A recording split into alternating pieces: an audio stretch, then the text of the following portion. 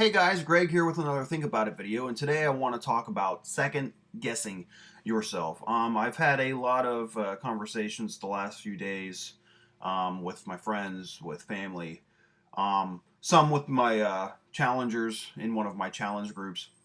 And I want to talk about this idea, this notion of second guessing yourself and how that can really hold you back. I mean, in a way, when I think about second guessing myself, I think of like you're basically sabotaging yourself because for whatever reason, whatever your goal is, whatever your dream is, whatever physical tangible object that you want to have, for whatever reason you have this perceived failure, you have this perceived self-doubt, this negative belief that you can't do it, you won't be able to get there. Oh, I'll never be able to get there. I'll never be able to do this. I'm so frustrated, I won't be able to get this. I won't be able to do that.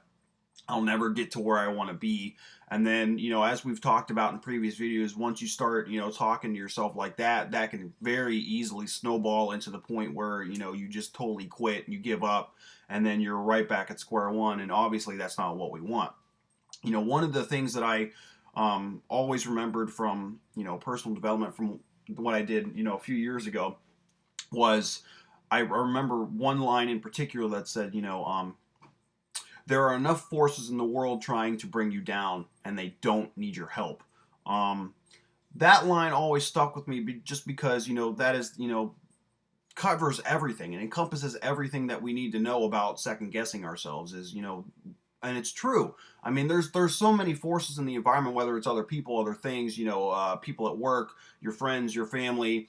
I mean, no matter what, you're not going to be able to escape these forces, but you have to be your best advocate. I mean, a lot of times, as we all know, and I'm guilty of this as well, is, you can be your own worst critic, which, just, adds fuel to that negative fire. But you have to try to kind of switch it around so that you're your own best advocate, because really, I mean, if you're not going to, stand up for yourself, if you're not going to love yourself, like yourself, then who is? I mean, that's just, that's how it goes.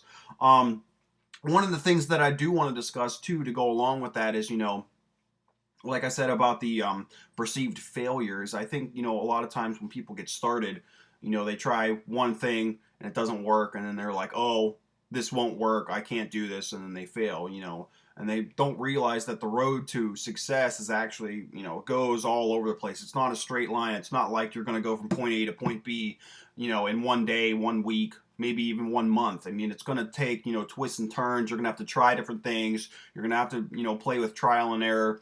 You're going to have to find, really what works for you. I mean, it's basically like a 1,000-piece, very hard puzzle. I mean, you've got to work with the pieces and try to figure out what goes here, what goes there, that best works for you so you can solve that puzzle. And the thing is like, what works for one person isn't going to work for you necessarily. I mean, results will vary.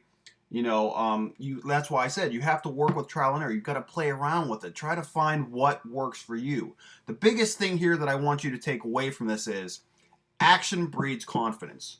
So I don't want you to get into a point where you're second guessing yourself and you have that negativity, that negative paradigm, the negative beliefs snowballing to the point where you just give up and you quit, because we don't want that at all.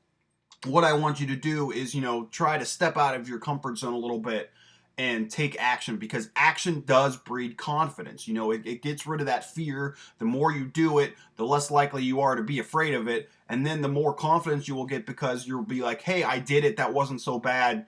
And then eventually you might actually gain little successes, achieve little goals. And then that obviously leads to bigger goals, bigger dreams, more action, more confidence, more positivity.